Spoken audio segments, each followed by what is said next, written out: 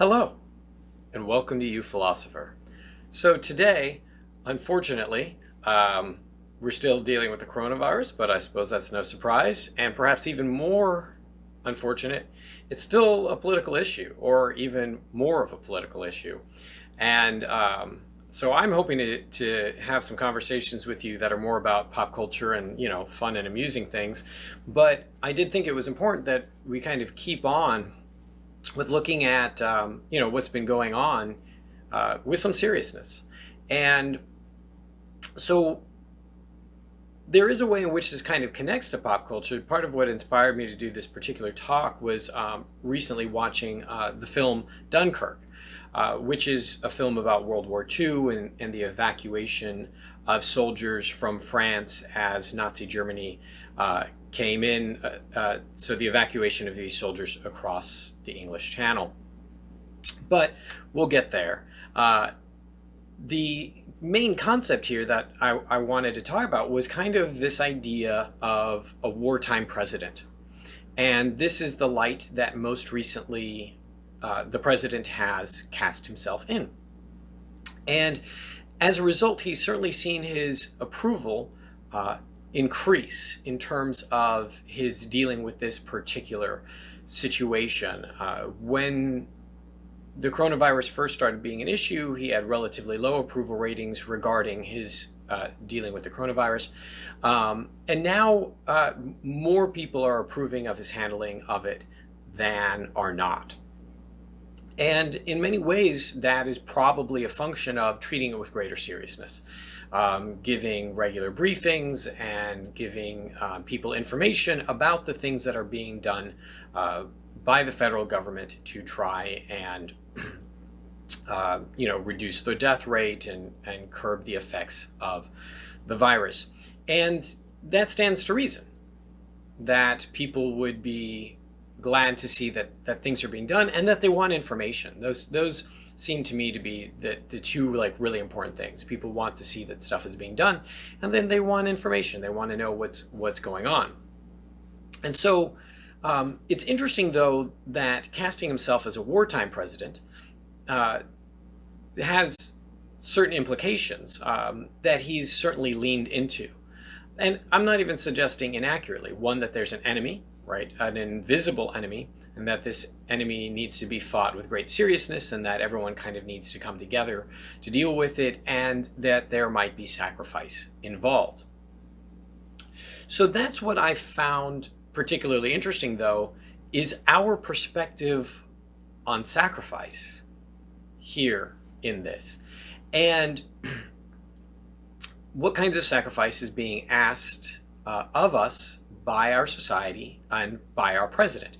Because it's certainly not uncommon for a wartime president to ask for sacrifice, whether that sacrifice is by asking us to enlist or asking us to give up certain items, or to grow victory gardens, or to work to produce items for the war effort. There's many ways in which a president might ask the country to sacrifice, to tighten its belt, to serve, so on and so forth. And it certainly seems that being asked to make sacrifice is something that makes perfect sense in this circumstance. It's a serious circumstance. And although the virus does not, at least to my knowledge, kill the vast majority of people who are infected with it, the fact that you really can't know for 100% as of right now, under most circumstances, if you are carrying it and therefore might give it to someone else who might die as a result or be hospitalized as a result, or give it to someone else who gives it to someone else who gives it to someone else down the line until eventually someone does die as a result of our actions. It makes sense that one sacrifice we're being asked to make is to stay at home, or to avoid larger groups of people, to minimize contact. We have also been asked to make the sacrifice of not doing some of the things that we might view as protecting ourselves more. For example, not buying masks. So we've been asked by healthcare professionals not to buy these masks because the healthcare professionals need it, and they're on the front lines, so to speak. And they are already low on equipment. And in fact, they're asking that people who have perhaps early on stockpiled or bought a lot of masks to donate them, right? Donate them to your local hospital. And so there's varying sacrifices and degrees of sacrifice that people are being asked to make. And some of that is not insignificant, staying at home, avoiding contact. Is certainly something that can lead to depression. It can affect people's relationships, and it might affect their work relationships. I'm sure that there's some people out there who have despite kind of being frowned upon by their employer, said, listen, I'm going to work from home because this is too dangerous for my family, and I feel like it might be too dangerous for other people. Now, what's interesting to me, though, is we have been told relatively recently by the president that particular sacrifice is not really the sacrifice that he wants us to make, or isn't really the sacrifice that he thinks we should or need to be making for very long.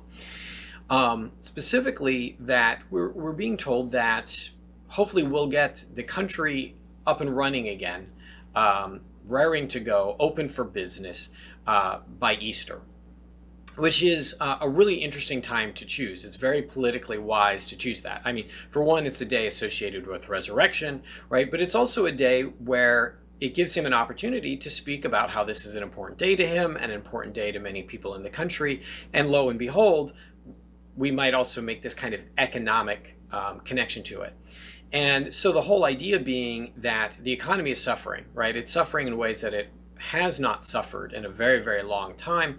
And the potential consequences of this could be fairly severe, ranging from, people losing their jobs all the way to people in other countries starving because the United States is kind of the engine that moves the rest of the world's economy, specifically because we buy so much, right?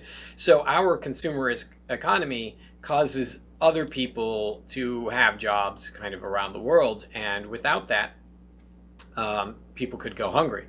So it's interesting because I don't, through the rest of this conversation, want to minimize the real possible negative impact of the economy tanking. But I do think that it's particularly interesting that the people who are asking us to get ready to go back to work, you're hearing that a lot. People want to go back to work. We want to get back to work. That the people that this is coming from are, of course, our politicians and the people with a lot of money. In fact, the idea for that we should be trying to reopen the economy by Easter, if not sooner, came from a conversation from major CEOs, people who are in power in terms of business. Now, what's interesting about that is one has to ask, well, what are they so far really losing? Because you might say, well, they're losing millions of dollars. Well, they are not making it. So there's kind of a difference, right? Most of them are doing quite well, right? They are. This isn't, the stock market crash, right, of the Great Depression. In other words, there are definitely people who are suffering, but the people who are suffering are the poor and the middle class, right? The very wealthy have not found themselves going from being incredibly wealthy to now they're trying to sell apples out on the street, which is what happened with the Great Depression, right? This tremendous fall, which led to significant changes in social services, right? In other words, that's when, to kind of get us out of the Depression, we started doing more things that were welfare oriented, Social Security, so on and so forth. These kinds of programs were kind of intended to deal with this massive Depression era problem. We've had recessions before. We've had significant financial issues and oil wars and so on and so forth. And by oil wars, I mean literally for the price of oil, in terms of buying and selling. I don't even mean arguably like the war in Iraq. There has been very little that's taken people who are very, very wealthy, multimillionaires and billionaires. There's been very little that's taken them from incredibly wealthy to incredibly poor. Whereas there have been many times since the 1930s where the middle class and the poor have suffered financially in really, really significant ways. And those struggles, the very wealthy are largely insulated from. And our economy has been kind of built ever since the Depression in a lot of ways to protect them from that. When there are bailouts, under most circumstances, the bailouts are far more significant for companies than they are, say, for individuals. We're less likely to put out a series of programs that help the poor and the middle class in really significant ways. And so, like the stimulus package that they're looking at putting together now would give people maybe $1,200, though not everybody. Yeah, obviously, like the wealthy wouldn't get it, but also some of the very poor don't get it either, interestingly enough. And the issue being, well, one might argue, yeah, but by saving the airline industry, you save the jobs of the people who are working, and we need to get them back to work so they can feed their families. But I think part of the worry for some of these companies is that there's a possibility that right now, while staying at home, that many people in the American populace might realize a couple of things. Of one of which, whilst having to stay inside sucks, there are ways in which some of them are getting to connect with their families, right, with loved ones that they really haven't had the opportunity to do in a long time, because they work so much, and they might find that valuable. The other worry is that people might start kind of realizing, well, we've been telling everyone that you need to work as much as possible to make as much as possible so that you can be as happy as possible. We've been telling people this for a while, so everyone's been really like busting their butts. But they might realize that there's kind of other options, like the redistribution of wealth. And I realize that sounds like a really socialist thing to say, and I'm not promoting one policy or another, but the realization that there are programs and options where people don't necessarily have to work as much as they are, and that if the people at the very top are willing to, say, pay more taxes or willing to share the wealth, so to speak, that everybody can kind of not have to work as much. And why do I say everybody? Well, it's really important to note that the people who are saying we need to go back to work and we need to go back to work to save the economy are the people who don't really have to work in the same kind of way. Now, I want to be careful about saying that they don't have to work, but what I mean is for many of them, it's what we call passive income. Passive income meaning that it's in stocks or in other investments that kind of make money on their own. There's this realization that if you do the math on it, like if someone has like $10 million, right, at 1% interest, they can make like $100,000 in a relatively short period of time without having to do anything, which, and $100,000 annually is certainly more money than I make, but people can make it just by putting it in the right series of banks or certificates of deposits, like without even taking significant financial risks. So this passive income means that the people who are very wealthy don't necessarily, and I don't want to say that they don't or something like that, but they don't necessarily have to work the same amount of hours, the same amount of toil. Whereas many people in our country are working multiple jobs, they're working 7 days a week, they're going beyond 15 or 16 hours a day at their work. Many people have to take their work home whilst also having to go to their jobs. And so there isn't just a disparity in terms of wealth, there's just a disparity in terms of like free time and time spent with loved ones and time spent flourishing. And so I think that there might be, and this is just in my own head, there isn't necessarily, I think, overwhelming evidence as fact as I haven't had this conversation with them. But there's this concern where there might be like people who are kind of in charge of the workforce, people who have a lot of money and say in power over corporations, who are a little concerned that people might realize that they don't need to buy as much as they have and they don't need to work as much as they have to kind of be content people. At least that's something that in a fair number of other countries, people have kind of come to realize, that there isn't a direct correlation between working as much as possible, having as much money as possible, and being as happy as possible. And so it's interesting because the sacrifice that we're being asked to make has really come across in a very different way than I would have expected. What I would have expected is like, okay, as in wartime, everyone buckle down, tighten your belts. We're really gonna like have to kind of stay apart from each other. Or those of you who can like work in these ways to help, other people in terms of their health, or people at grocery stores. Like we're asking you to kind of take a risk here. we're asking the rest of you to keep this distance, to not buy too much of stuff that healthcare workers need, so on and so forth. But instead, we're being told a series of things, and so I'm just going to go ahead and quote them, as opposed to kind of paraphrase, because I don't want to get anyone wrong. So we're being told by the president we can't let the cure be worse than the problem itself, which seems to suggest that a problem with the economy could be worse than hundreds, thousands, possibly, depending on the circumstance, tens of thousands of people dying in a relatively short period of time. Many, by the way, will be people who die not directly because of the coronavirus, but people who go to the hospital because of some other emergency, but there isn't enough hospital beds. But the worry being is that we don't want people staying home, which is impacting the economy in this way, to be worse than people dying. I mean, that's the only translation that I can think of. And true, if the economy completely collapses, right, people go hungry. There's like some serious problems that could also result in death. But that isn't necessarily the only other option. The realization is that some of these social welfare programs that we view as like very lazy and very bad, they actually tend to be very good for the economy. Funnily enough, like food stamps, for instance, end up being very good for like grocery stores, because we tend to be like, oh, well, that's just giving free money away and the money just must disappear. No, I mean, they take it to the grocery store, which is translated into money for the grocery store. So it goes to their stockholders and their employees and so on and so forth. So it's actually, many of these kind of social systems actually really, when you hear economists talk about these things, they'll talk about putting money in the system. And that's one of the things that they're talking about. One is, and the other is kind of keeping credit flowing, keeping people borrowing money so that people make interest, so on and so forth.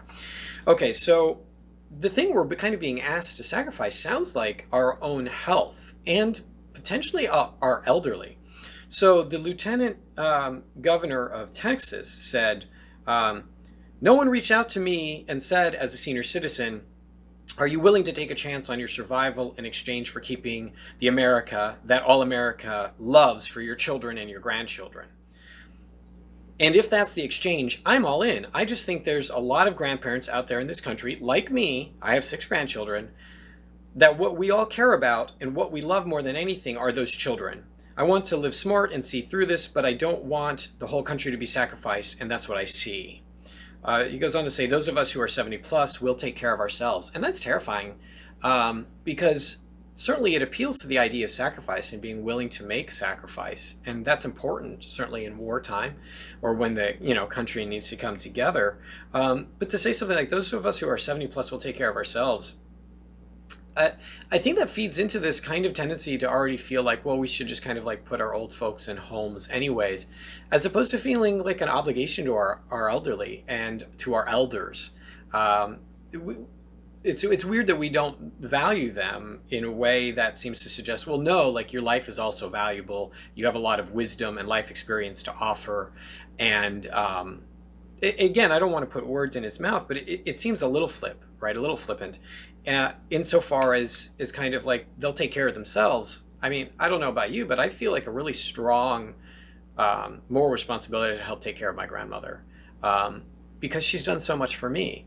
And if she's willing to make a sacrifice for me, well, that's pretty amazing and appreciated. But I also don't think that I don't also owe her some sacrifice as well.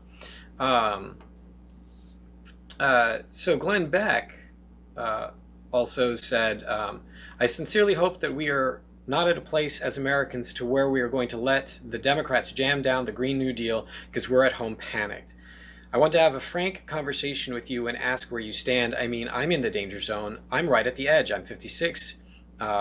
In Italy, they're saying that if you're sick and you're 60, don't even come in. So I'm in the danger zone. I would rather have my children stay home and all of us who are over 50 go in and keep the economy going and working even if we all get sick. I'd rather die than kill the country because it's not the economy that's dying, it's the country. I mean, and there's a fair number of kind of like factual concerns here. One being that up to about a fifth of the people who are infected in range from 20 to 44 end up in the hospital. They require hospitalization. So it's not just, people in their 50s, 60s, and 70s who are in danger, right? Other people can die as well. But without spending too much time kind of arguing about whose life is more valuable, I would think that, yeah, we would all be kind of willing to come together and make sacrifices. I just yet have heard an argument for why the general notion of the economy is more important than my grandmother's life. Not to mention, I mean, let's be honest, all the 40-year-olds, 30-year-olds, and people in their 20s who also could end up dying or being hospitalized by virtue of this illness. And I think wouldn't we want to then have, if we're going to have a frank conversation, right, as Mr. Beck seems to be suggesting, if we want to have an honest conversation, we want to ask ourselves, well, what about our economy is it that we want to preserve? And what do we need to do to preserve it, right?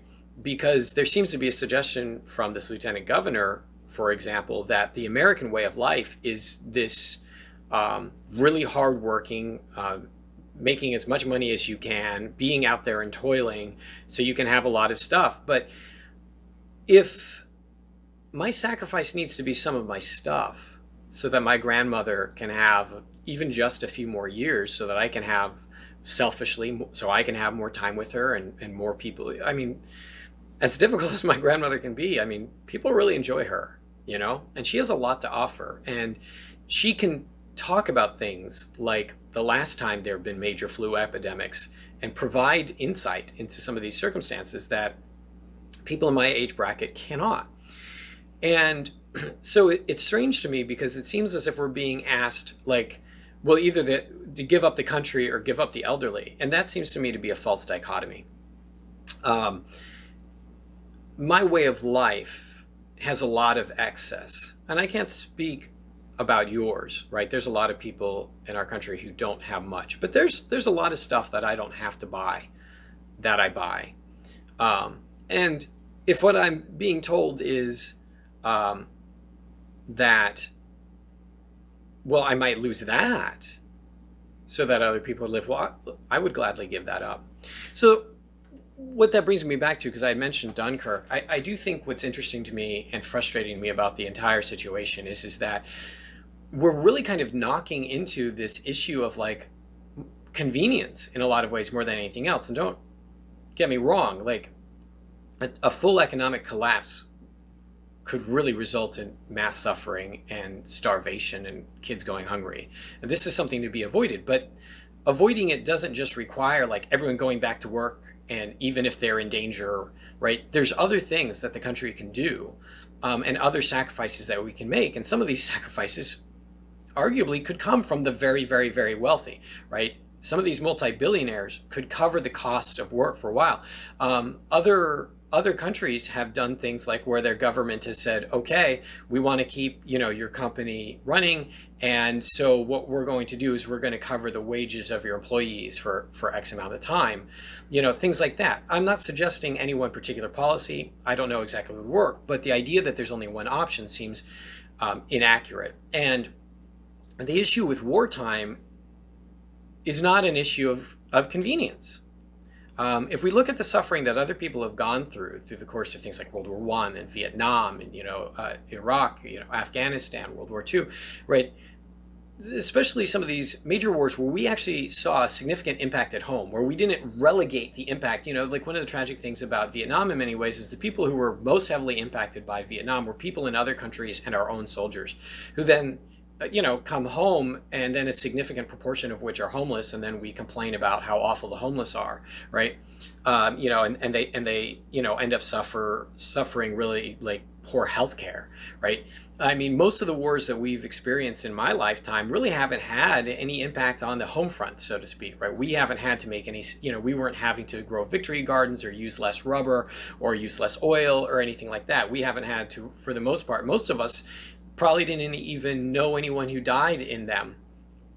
And this isn't to say that people aren't making huge sacrifices, right? There are soldiers who are dying over there. There are people who are losing family members, but the majority of people in the United States end up being kind of like non-impacted by it. And I think there's a sense in which we've kind of forgotten like what it really, really means to make a sacrifice. And there's some people who know, for sure. There's some family members right now who are genuinely worried about people who are in other countries, either because of the virus or their children who are soldiers over in these other countries. There's people who are having to worry about that. But then you have a lot of us here. It's a little weird to realize like things like the Battle of Dunkirk, like, these people like sacrificed their lives, gave away so much of their freedom. I mean, 16, 17, 18-year olds, people who gave up their entire childhood, um, and saw the most, terrible atrocities, so that we could like refuse to stay at home and go party for spring break on the beach. And it's weird because that seems to kind of have become the American ideal. Like, well, what does it mean to be American? To just do whatever I want, regardless of whatever impact it might have on other people. And that issue of like, we've kind of forgotten the idea, it seems to me, of like, ask not what your country can do for you kind of thing. Like, well, there's a lot of sacrifices that have been made for us by people who are still alive. And not only do we tend to like not take care of our veterans, and not only do we tend to have a lack of awareness of like, military families and people who have lost people, but we seem to just kind of have a general idea that we're entitled to it. And that, you hear like the president or the vice president talk about how it is inconvenient to get the coronavirus test. It's kind of invasive. Like, well, having to dodge bullets on the beaches of Normandy, I imagine, would be tougher. And if like getting this test means that you're a good example to the people that you're leading into what you're calling a war, right? Then get the test and encourage other people to take the test, and tell them that you're proud of them for the small sacrifices that they're making. And so it just is very strange to me, because the sacrifice that we seem to be more willing to give at this point is in many cases saying, well, I mean, if we got to lose some lives so that we can keep more of our stuff, well, then so be it. And that sounds to me in many ways like the exact opposite of freedom, right? Freedom isn't just being able to go where you want and do what you want and buy what you want. It's also, first and foremost, life. So it's certainly worth thinking about. If we want to think of ourselves at wartime, then we, at minimum, owe it to the people who've served to really think about the kind of sacrifices that are made in wartime. And yes, that includes life. And if that means we're like, it's going to save people's lives for me to go back to work, well, we already have a lot of people who are willing to do that. Every person in the medical profession right now is taking that particular kind of a risk.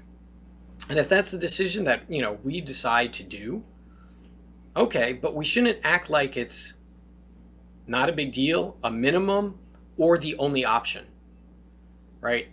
Other options come to my mind as well. And being in wartime isn't just a matter of being willing to sacrifice other people's lives, or even our own. It's also a willingness to not have as much, for extended periods of times, to live in austerity, and to give that up so that other people in the future can have a life, and preferably, right, a flourishing one. So, anyways, it's worth thinking about the next time we make an analogy between ourselves and the people who go to war for us. Okay, well, that's it, and hopefully our next conversation will be about something like Star Wars. I hope you have a wonderful week.